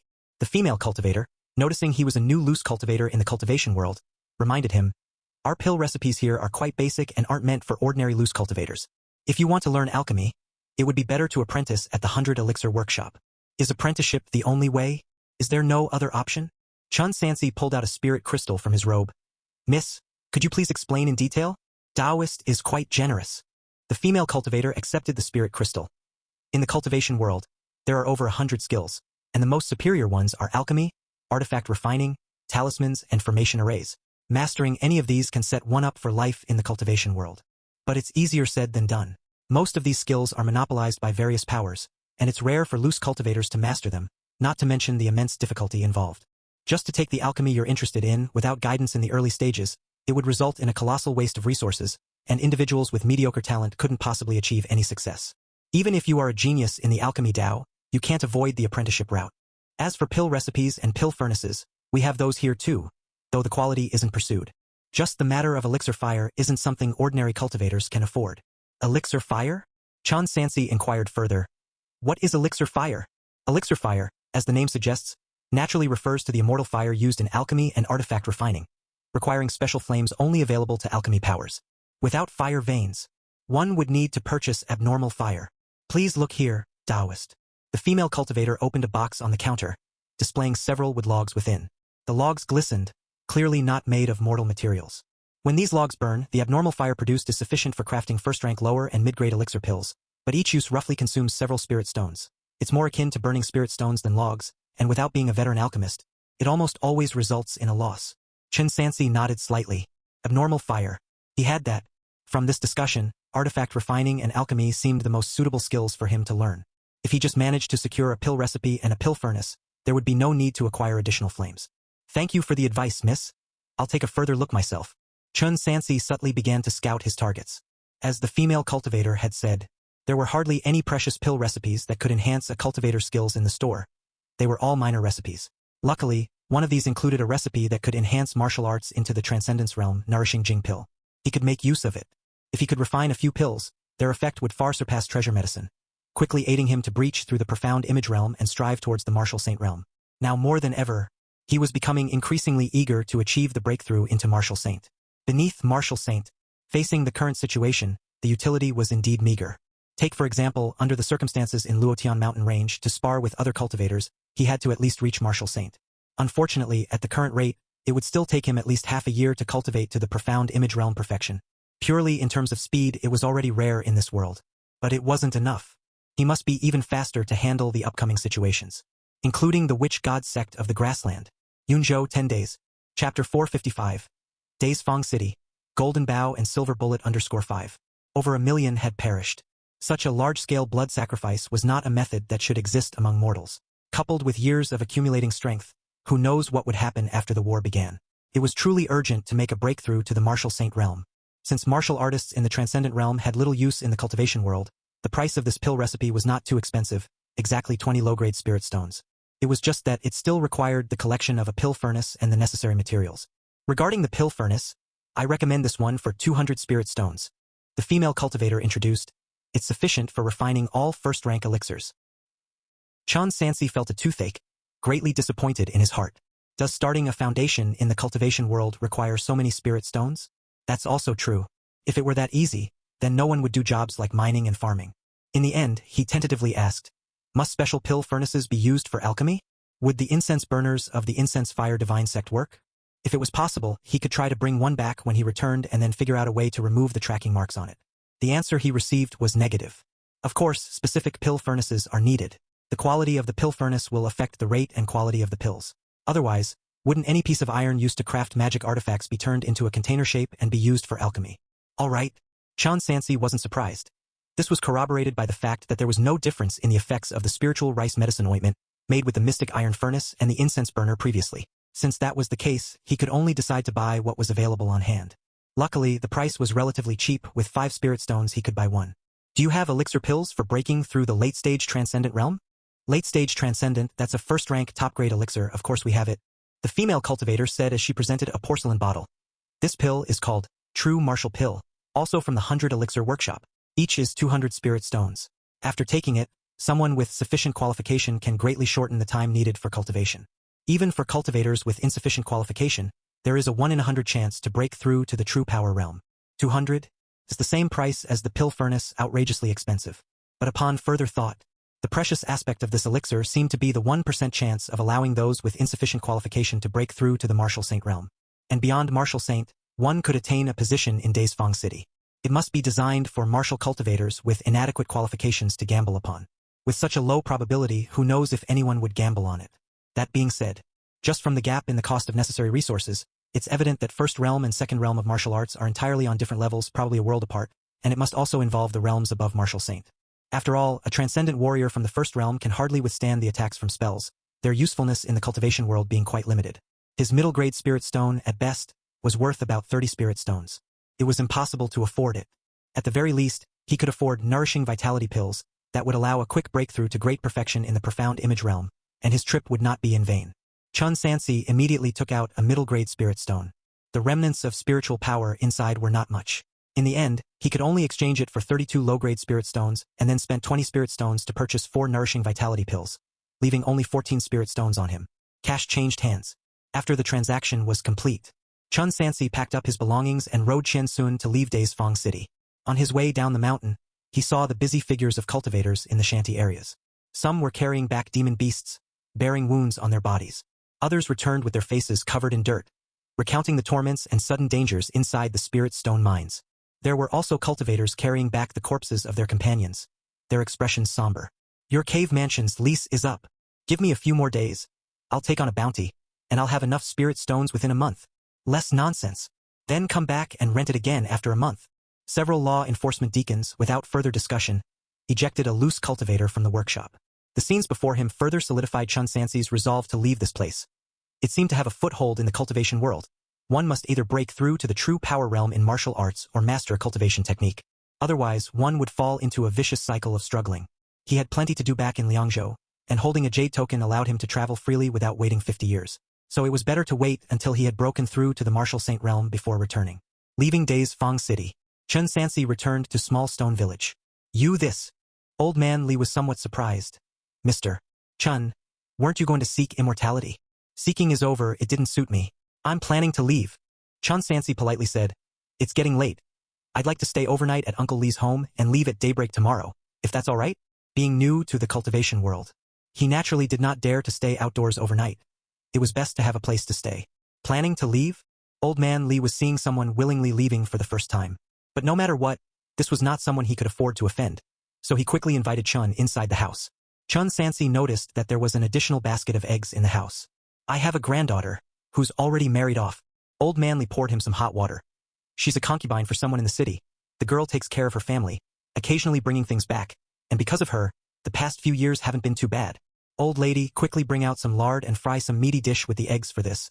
For the immortal, for the great hero. The old couple busied themselves.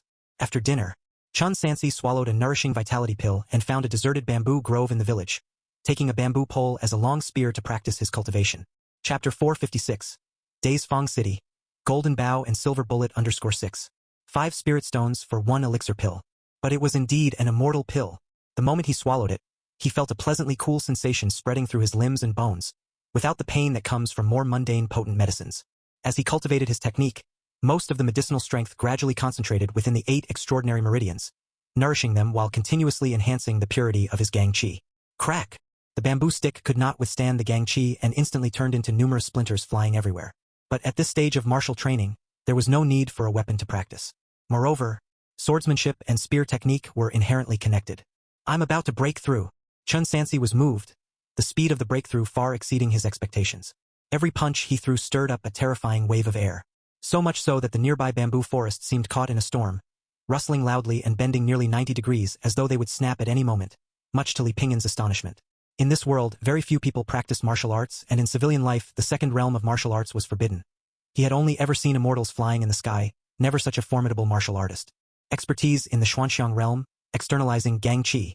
After the breakthrough, a martial artist's Gang Qi could reach a distance of 3 zhang from the body. Each time Chen Sanxi's fist moved, the fist gang he released traveled a bit further. With the help of the immortal pill, for the first time, he mastered the knack of it without being completely exhausted. He suddenly punched out, and the Gang Qi tore through the air, with a faint sound reminiscent of a tiger's roar.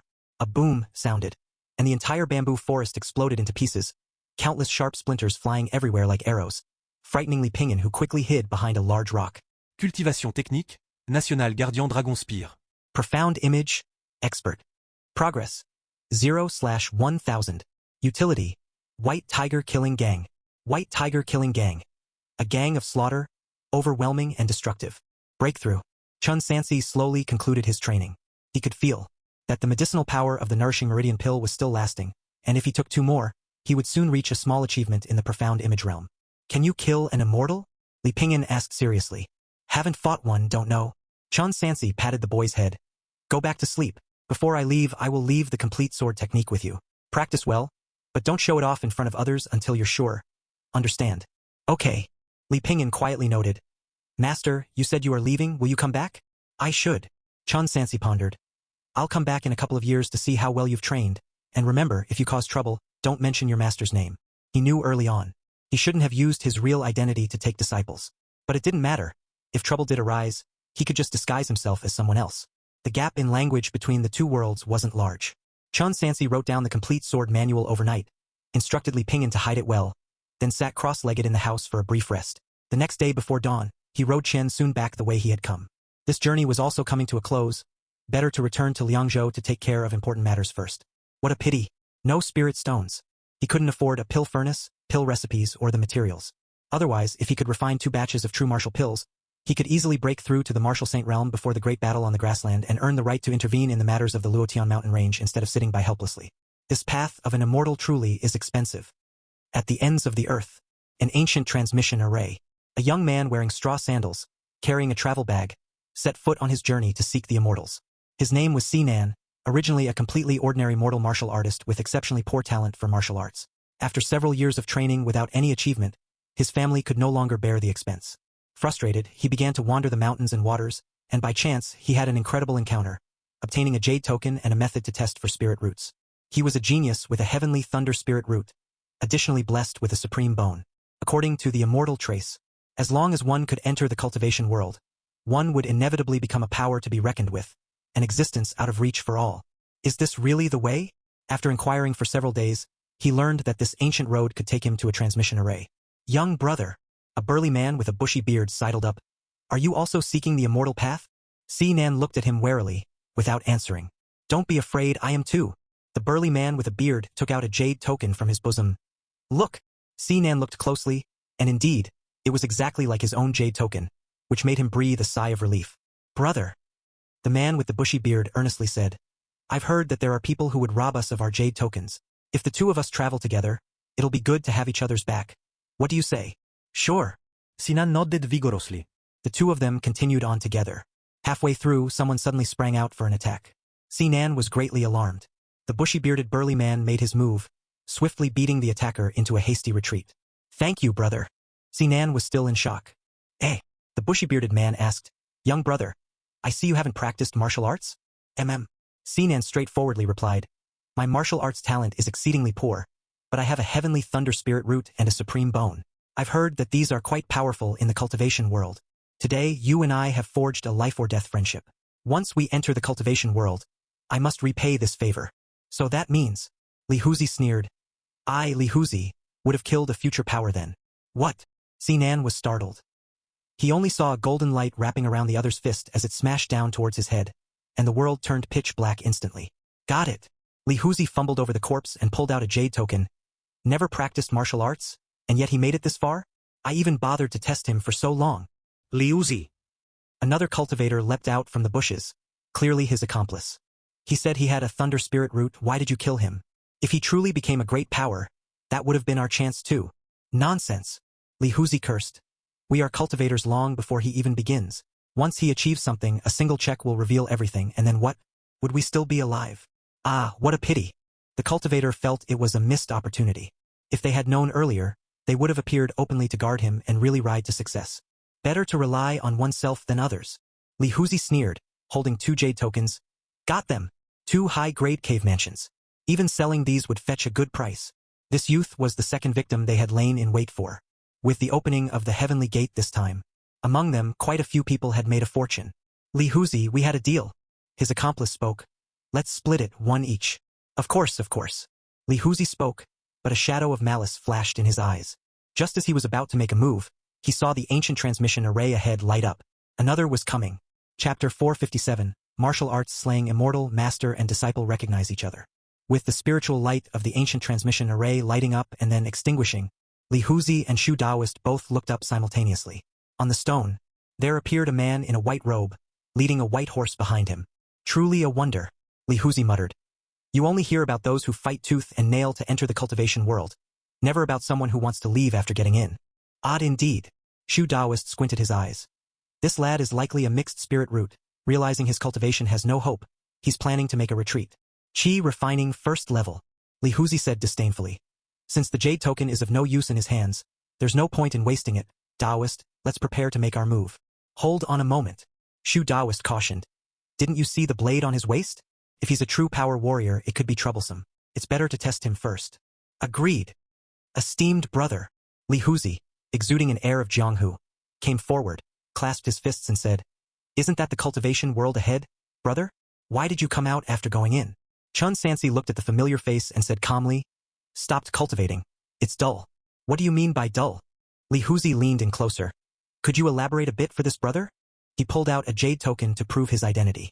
Don't be nervous, brother. Look, I'm also a seeker of immortality just like you. Oh, Chun Sansi looked at the jade token, then suddenly laughed. Turns out you're also a brother. Then let me explain to you. The two walked on. Suddenly, a streak of emerald green sword chi shot out from the forest, heading straight for Chun Sansi. Brother, watch out. Li Huzi shot aludli. Boom. Chun Sansi immediately formed a seal. A sword chi skill emitted, and the purple sword chi collided with the green sword chi, neutralizing each other. At the same time, a massive boulder appeared overhead, as if a whole mountain was crashing down. Clang! The He Miao blade was unsheathed. The blade gang crackled, bursting out like a tiger's roar, splitting the boulder in two, which then crumbled into countless pieces like rain.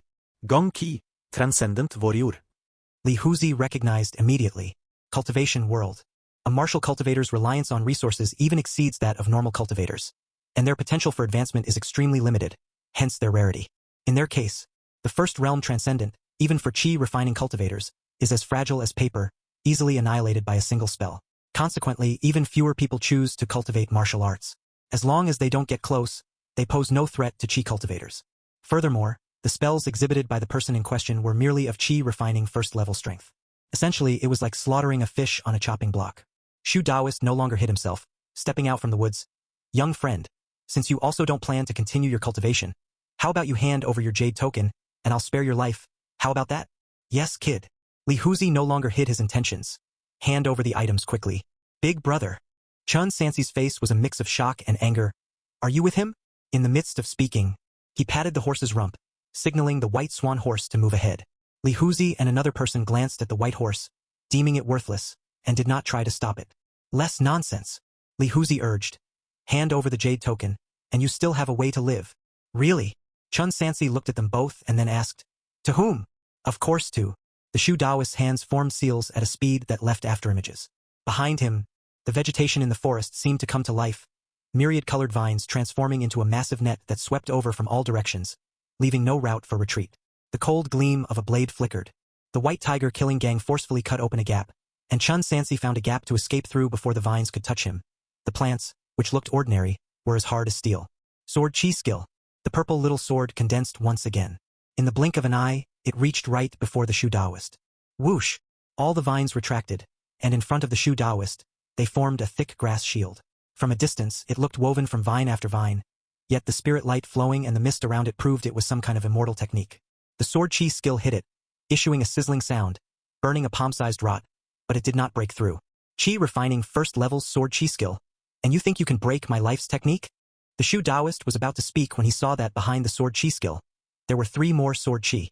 Boom, boom, boom. Each streak of sword chi tore through a layer of the grass shield until it completely blasted a hole through, and the last sword chi faced no obstacles, piercing directly through the Shu Daoist's body. Ah! The Shu Daoist fell to the ground and began to wail. His face was filled with disbelief. Impossible. Sword chi skill. It's the most basic spell. The power of this spell depends on the level of one's cultivation. At chi refining first level, even if well practiced, it's merely SOSO.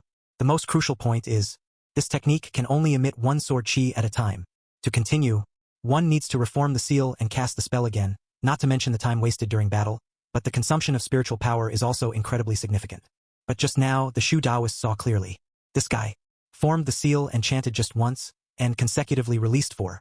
This does not look like sword chi skill at all. Rather, it resembles an advanced spell used by a high-level cultivator. The only consolation is that it truly is chi refining first level only, and the power of the spells isn't sufficient. 5 consecutive sword chi skills should have nearly exhausted it. Chapter 458. Martial Arts Slaying Immortal, Master and Disciple Recognize Each Other _2. Li Huzi, why haven't you made your move yet? Although it seemed like several exchanges of spells, it was actually only the duration of 2 breaths. Li Huzi was not just standing by idly. He reached behind him and drew a crescent moon curved blade from his waist. Unlike a martial artist engaging in close combat, he threw it forward. The curved blade emitted a dazzling golden light in midair, resembling a rotating crescent moon slicing towards the enemy.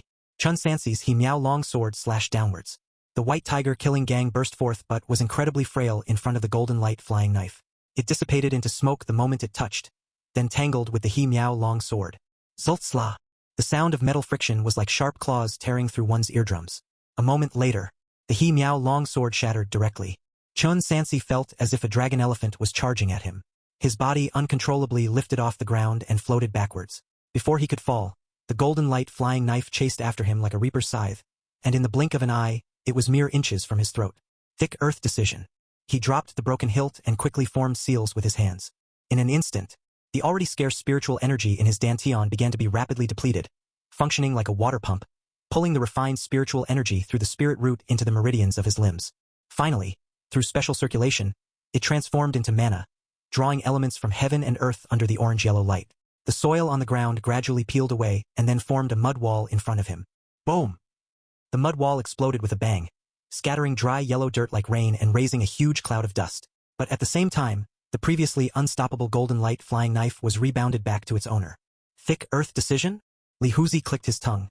You, coming from the mortal world and only at chi refining first level, can actually use 2 spells. But that's as far as you go. Thick earth decision is considered a not bad defensive magic in the chi refinement realm. The downside is that it's highly consumptive and after blocking an attack it would collapse on its own. Wait a second. Li Huzi was taken aback. He witnessed the supposedly instant thick earth decision, reformed right in front of the opponent. Then, the opponent holding the mud wall charged at him. How is that possible? The spiritual power of chi refining first level, able to consecutively produce 5 sword chi skills and then cast the thick earth decision? In his distraction, the opponent had already closed in to a distance of 20 steps. Li Huzi hurriedly controlled the golden light curved saber again, carrying rolling mana and slicing through as a flowing light, preparing to blast open the thick earth decision once more, and then use another spell to kill him. Boom! Something strange happened. This time, after the flying knife collided with it, the mud wall, while being shattered by the attack, did not disperse but instead autonomously restored itself, gathering without collapsing. How the hell is this the thick earth decision? It's no different from what high-level cultivators use with the earth element technique. After 2 unsuccessful spellcasts, Chun Sansi swiftly approached the cultivator, his fist carrying a tremendous gang chi like a ferocious tiger descending a mountain. Twisting the air, it thunderously struck the opponent's chest over the heart. Li Huzi's bones shattered inch by inch, and his heart suffered from the impact. Blood surged to his throat, and despite enduring the pain and trying to control the flying knife, it was again blocked by the thick earth decision. Then, another punch to his face completely upset his balance, sending him flying backwards and crashing to the ground. He spit out several mouthfuls of blood and his arms trembled uncontrollably, making it impossible for him to even form seals to cast spells. Just as expected, after the hand-to-hand combat Chun Sansi personally experienced, the so-called cultivators have frail bodies. Of course, this frailness is relative to martial cultivators. If it were an ordinary person, the punch just now could completely smash them to pulp. Now, it only caused injury, but it also proved one thing. Martial artists at the Xuanxiang realm could pose a lethal threat to lower-level cultivators. The only flaw is the difficulty in closing the gap. But once that gap is bridged, it's no problem.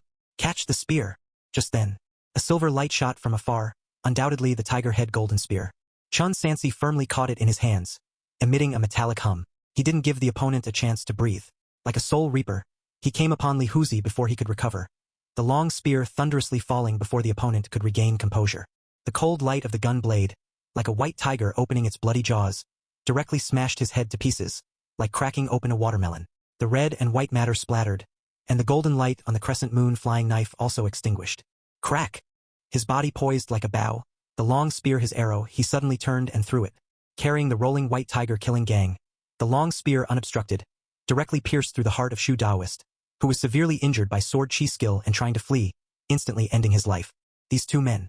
One strong, one weak. Li Huzi at chi refining 3rd layer. The other, using wood attribute magic, was only at chi refining 2nd layer. Their physical bodies were just that mediocre. No wonder martial saints were able to gain a foothold in the workshop. Thinking back now, the battle atop Ziwei Mountain, Emperor Longqing and others were probably at late spirit origin stage or even higher.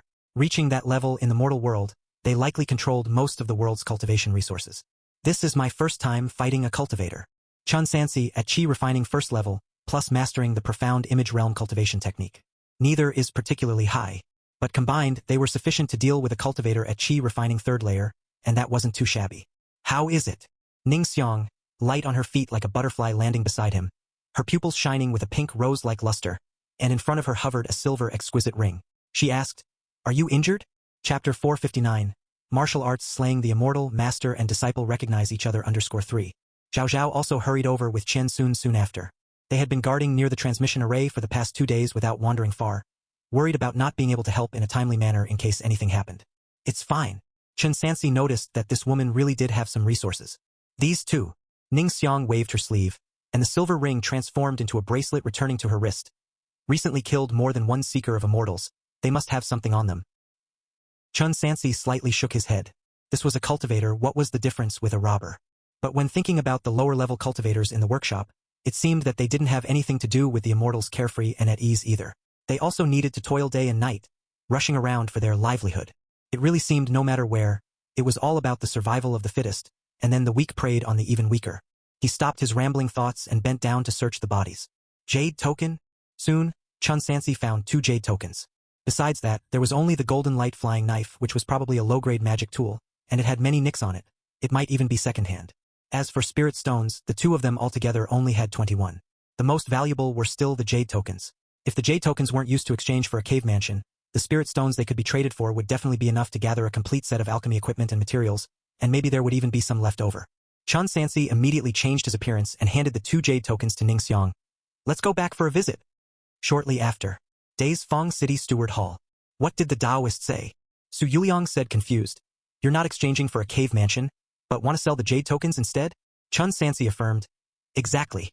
It's not that it's not possible, but the price will be somewhat reduced." Su Yuliang fondled the jade token. 1 jade token can be exchanged for 1,400 spirit stones. That little? If Chun Sansi remembered correctly, the fee for a high-grade cave mansion was 100 spirit stones. A jade token could be exchanged for 20 years' worth, which is 2,000 spirit stones. To be cashed out, there were only 1,400 spirit stones, a 25% markdown and then some. Thinking carefully, he also understood. The entire spirit vein was owned by the workshop's master. The cave mansion, to put it bluntly, was just a house constructed on the spirit vein. If there were vacancies, it was virtually worthless. Exchanging jade tokens, on the other hand, meant earnings for the workshop master. But if converted to spirit stones, that was actual cash. Of course, there wouldn't be as much. Chun Sansi estimated that there must be something like a black market in the cultivation world where he could sell the jade tokens for a higher price, but with his current strength, he dared not recklessly venture there. Selling to Steward Hall would not fetch a high price, but it was safe. Taoist, I still suggest converting them into a cave mansion. Su Yuliang said, even if you have spirit stones, in the end, won't you still need to find a cave mansion for cultivation? No need to consider any more. 1004 is 1004. Chun Sansi made up his mind. Deal. Su Yuliang didn't try to persuade him further. Sticking to the rules, the transaction was settled. You also want to exchange for spirit stones? Half a day later, another female cultivator came, holding a jade token to cash in. Yes, Taoist. Ning Xiang's voice was as lingering as autumn water. May I know how many spirit stones it's worth? 1004. No, 1005. Su Yuliang stared at the other party's fair and delicate hands, and those soul-hooking eyes. Taoist, let me tell you quietly, for others, I only give 1004, but for you, I give 1,005. Really? Then, this little sister here thanks the Taoist. Ning Xiang took half a step back and curtsied gracefully. Su Yuliang smiled infatuatedly. Taoist, are you a seeker of the immortal realm from the outside? Or someone from the Daisfang city who chanced upon this jade token? May I know if it's convenient to leave a name and residence, so I can look out for you in the future? This little sister has come to join my cousin, and after settling down, I will come to express my gratitude. Ning Xiang tactfully declined, then left the steward hall with the spirit stones, walking away with a graceful gait. Master! Zhao Zhao followed closely behind, feeling both distressed and puzzled. A high-grade cave mansion? What was Chun thinking? Isn't he losing big by exchanging like this? Could it be that he doesn't plan to stay in the cultivation world and is preparing to leave? Isn't it obvious enough? Ning Xiang was very calm. What about us? We've finally found the cultivation world. Zhao Zhao watched a female cultivator flying past on her sword, full of envy. Idiot. Even if I give you a jade token to exchange for a cave mansion, can you settle down and establish yourself here? Having observed the way things work, Ning Xiang asked, tell me, what skills do you plan to rely on to earn spirit stones to provide for your cultivation? Digging for spirit or as an apprentice or... I see there are brothels here in the cultivation world. Would you sell yourself? The techniques she formerly used to deceive men with illusion techniques would hardly work here. In such places, there is a fear of truly becoming a plaything. I won't sell. Zhao Zhao shook her head repeatedly. Then when can we enter the path? Wait for the right opportunity. Ning Xiang understood that some things cannot be forced. Let's hurry, he's waiting for us. 1,005? Chun Sansi knew he had been duped. That Su fellow must have skimped on him secretly. Furthermore, he estimated. The real price of the jade token might be higher than 400, but not by much. Never mind. The steward hall was the administrative center of the entire workshop city. He couldn't exactly complain there. He had to swallow this loss for now. Fortunately, with a total of 2,900 spirit stones, he had enough to start his setup. Chun Sansi began to purchase materials all around. Alchemy furnace, costing 200 spirit stones. Golden smoke wood, costing 20 spirit stones. This wood could not generate immortal fire by burning on its own, its main purpose being durability, capable of burning for a long time even with immortal fire. If Chin Sansi goes back to perform alchemy, he would need to use the immortal treasure strange fire. Ordinary firewood couldn't withstand the burn and would need to be replenished continuously. It was said alchemy could last for days. Who knew how much wood would be needed? You couldn't just chop down an entire forest. Even fools would find that suspicious. Chapter 460. Martial arts slaying the immortal, master and disciple recognize each other _4. Qi nourishing pill recipe. 50 spirit stones. True martial pill recipe. 2,100 spirit stones. Qi nourishing pill ingredients x20. 20 spirit stones. True martial pill ingredients x5. 500 spirit stones. The Qi nourishing pill was relatively cheap. But starting with the true martial pill, the price became extremely expensive. Especially the true martial pill recipe, it was frighteningly expensive. Fasting pill recipe. 20 spirit stones. Fasting pill ingredients x50. 5 spirit crystals. If one wanted to practice alchemy, starting from the simplest was a must. So, Chun Sansi bought the cheapest fasting pill recipe and materials to practice with. Storage bag. 20 spirit stones. In the end, Chun Sansi found something interesting. A storage bag. A brocade bag the size of the palm, able to hold many items. This trip, they purchased so many things in the workshop, carrying them openly was too conspicuous. Considering the character of Li Huzi and his cronies, parading through the market would have certainly attracted an attack from robbery cultivators. Naturally, it was better to buy a storage bag which also had other uses back home. For instance, storing weapons. With it, Chun Sansi need not worry about a long spear being too lengthy to carry around anymore. And arrows. He could also have a large reserve of arrows. One mustn't be stingy. He decisively made the purchase. After buying everything needed, the total cost was 2,930 spirit stones plus 1 spirit crystal. The considerable fortune he had just accumulated was spent clean, leaving him with only a few spirit stones and a single flying knife magical artifact. Without a clear understanding of the black market channels, he dare not blindly go there. Besides, the item wasn't very valuable, so he might as well keep it for his own use. For an ordinary martial artist, it was still a considerable weapon. The shop owners were overjoyed, especially Treasure Tower. It was said that due to the scarcity of martial cultivators, the true martial pills often went for years without a buyer, not to mention pill furnaces worth over 2,000 spirit stones, which could sit untouched for 100 years. To invest in oneself. It was indeed a luxury. According to Chun Sansi's knowledge, ordinary loose cultivators looking to practice alchemy would save up spirit stones to buy second-hand alchemy furnaces and start with fasting pills, paying back their investment crystal by crystal, then steadily moving up. This could take decades. Chun Sansi was willing to pay such a high price to break through to the martial saint realm as quickly as possible. After settling everything, they left using the ancient transmission array. Only one jade token was left. Leaving depended entirely on Chen Sun transporting the jade token back and forth. Looking back at the cultivation world one last time, Chun Sansi felt a hint of regret in his heart. Immortality, everyone desires it. It's just unfortunate that with his current strength, even facing a Qi refinement middle-stage cultivator could be disastrous. Moreover, Liang Zhou still had many affairs requiring his attention. He couldn't abandon everything to stay here for years or even decades. The fate has not arrived. Once he broke through to Martial Saint, gained sufficient self-protective ability, and dealt with Liang Zhou's affairs, he would return for a visit. By that time, he would also have almost mastered the art of alchemy, making everything much easier. Without further hesitation, Chun Sansi placed the jade token into the groove. Accompanied by the surge of spiritual power from the transmission array, he smoothly returned to the island at the ends of the earth. Eva inquired. Ningxiang said in a meticulous tone, "Recently, every few days there is a ferry from within the workshop. We can take it to Nanling town, then return by the same route we came, and within 2 months we'll be back in Liangzhou." Chun Sansi and his party avoided the ancient road of the transmission array and returned to the seashore at the ends of the earth without encountering any more covetous pursuit. On the island at that moment, there still gathered a large number of immortality seekers and mundane loose cultivators, who neither could enter the cultivation world nor were willing to return to the mundane world. A small portion came through various serendipities but now lacked spirit stones. Without the means to leave, they were most likely fated to stay and die there. It seemed, Chun Sansi's journey had been smooth, but in reality, the path to seeking immortality was incredibly difficult. Who knows how many have died on the way, including potentially many talents. The next ferry was scheduled for midnight the next day. They found a corner to sit down, planning to wait quietly until the next day. However, in the latter part of the night, a group of more than 10 cultivators suddenly flew out from the southwest direction, landing among the crowd, and the ends of the earth were stirred into commotion. "I'll go find out." Ningxiang returned promptly, her tone grave beneath her veil. "It's Guiqi." The cultivators from Daisfang City, having discovered Guiqi's tracks here on the ends of the earth, plan to completely seal the island until they capture him. "We can't leave now."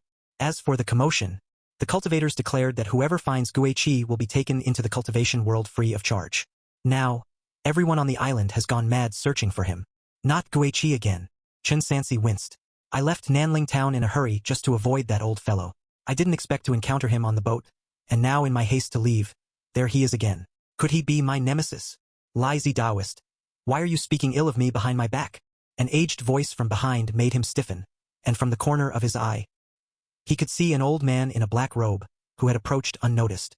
Buzz! Ningxiang's wrist where the silver ring magical artifact was, started to activate, but the black-robed old man said in a deep voice, "Girl, if you want to live, it's best not to make a fuss." Ningxiang viseli haltet.